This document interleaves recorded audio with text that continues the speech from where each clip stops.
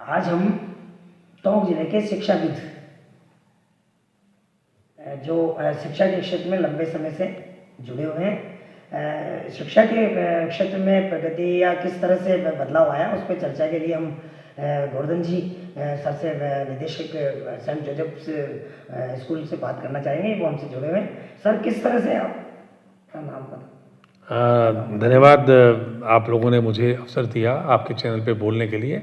और विशेष रूप से शिक्षा का में जो अभी बदलाव आ रहा है वो अपने आप में बहुत बड़े बदलाव हमको देखने को मिल रहे हैं। चूँकि पहले की शिक्षा और आज की शिक्षा में बहुत बड़ा अंतर है। पहले की शिक्षा सिर्फ किताबी ज्ञान तक सीमित हुआ करती थी, एग्ज़ाम्स तक सीमित हुआ करती थी। आज की शिक्षा में तकनीक का उपयोग किया जा रहा है, टेक्नोलॉजी का उपयोग किया जा रहा है। आज की शिक्षा केवल किताबों तक सीमित नहीं रह गई। बच्चों को अब टेक्नोलॉजी के साथ चल करके अपनी लर्निंग को करना पड़ता है, अपने ज्ञान को बढ़ाना पड़ता है।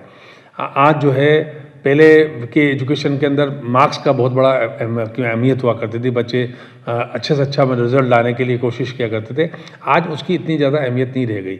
अगर मार्क्स कम भी आ गए तो उससे कोई फ़र्क नहीं पड़ता है। बच्चों में स्किल होनी चाहिए, यानी कि बच्चे में कितनी स्किल है, कितना वो सीख पाया है, कितनी उसकी लर्निंग हुई है, यानी कि वो लर्निंग प्रैक्टिकली हुई है या थ्योरेटिकली हुई है। तो आज जो एक्सपीरियंशियल लर्निंग का ज़माना चल रहा है, प्रैक्टिकल नॉलेज का जो ज़माना चल रहा है, उसमें बच्चों को आगे रहना है।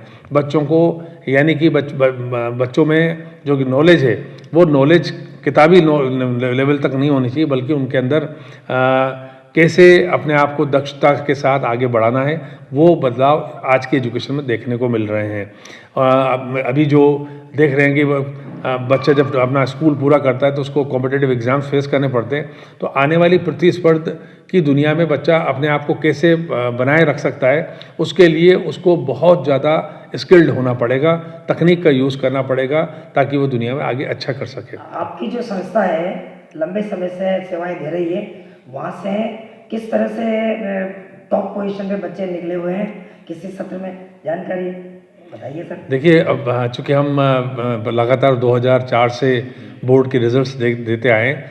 2004 से लेके और 2015 तक का ज़माना अलग किस्म का था। तब बहुत ज़्यादा मार्क्स को अहमियत दी जाती थी।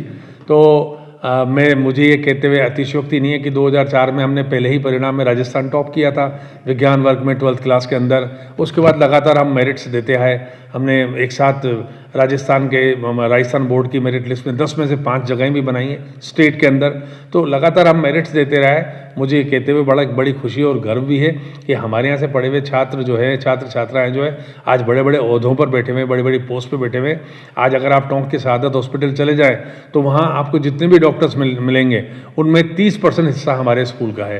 यानी कि आज जो वहाँ डॉक्टर्स पढ़ रहे हैं वो हमारे स्कूल से निकले हुए बच्चे हैं। ऐसे कई इंजीनियर्स हैं, कई डॉक्टर्स हैं, प्रशासनिक अधिकारी हैं, प्रोफेसर्स हैं, लेक्चरर्स हैं, टीचर्स हैं, पुलिसकर्मी हैं। तो कई सारे बच्चे हमारे यहाँ से अच्छी अच्छी पोस्टों पर निकले हैं, अच्छे व्यापारिक में हैं और यहाँ तक कि राजनीतिक क्षेत्र में भी वो अपना नाम कमा रहे हैं। टोंक को शिक्षा के क्षेत्र में क्या अग्रणी स्थान पहले नहीं था, अभी वर्तमान में ज़्यादा होने से उस पर कुछ टोंक एजुकेशन में शुरू से ठीक रहा है, लेकिन अभी हाल में टोंक के अंदर शिक्षा में बदलाव आ रहा है। लेकिन यहाँ के लोगों को अपनी सोच को बदलना पड़ेगा, क्योंकि यहाँ के लोग जो है, ख़ास तौर से मैं पेरेंट्स के लिए कहूँगा, वो इतना ज़्यादा एजुकेशन को अहमियत नहीं देते। उनका काम होता है बच्चे को स्कूल में एडमिशन करा देना, कॉलेज में एडमिशन करा देना और फिर भूल जाना।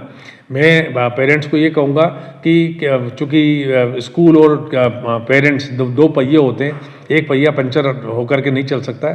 पेरेंट्स को भी अपनी महती भूमिका निभानी पड़ेगी बच्चों के भविष्य के निर्माण के लिए। तो पेरेंट्स को, यानी कि अभिभावकों को और ख़ास तौर से बच्चों को भी एजुकेशन के लिए आगे आना पड़ेगा। और मैं स्कूलों को भी आज के इस इंटरव्यू के माध्यम से ये कहूँगा कि स्कूल्स को भी, जितने भी यहाँ स्कूल संचालित हैं, उन सब स्कूलों को अपने आप को अपडेट रखना पड़ेगा। जो एजुकेशन में बदलाव आ रहे हैं, जो नई चीज़ें आ रही हैं, जो टेक्नोलॉजी यूज़ हो रही है, उस टेक्नोलॉजी को उनको अपने आप ही यूज़ करना पड़ेगा। अब ज़माना चौक एंड बोर्ड का नहीं है, अब ज़माना जो है टेक्नोलॉजी का है। टेक्नोलॉजी के साथ उनको अपनी संस्थाओं को संचालित करना पड़ेगा। धन्यवाद सर, आपका बहुत बहुत धन्यवाद। चाणक्य न्यूज़ इंडिया से अशोक शर्मा जी को थैंक यू। बच्चों के भविष्य से खिलवाड़, ग्रामीण क्षेत्र में गुम विकास, न्यायिक क्रिया में भेदभाव, दबी हुई गरीबों की आवाज, पर अब होगी जनता की बात। सड़क से पहुंचेगी संसद तक आवाज। सिर्फ सुन सरकार, देखिए चाणक्य न्यूज़ इंडिया पर।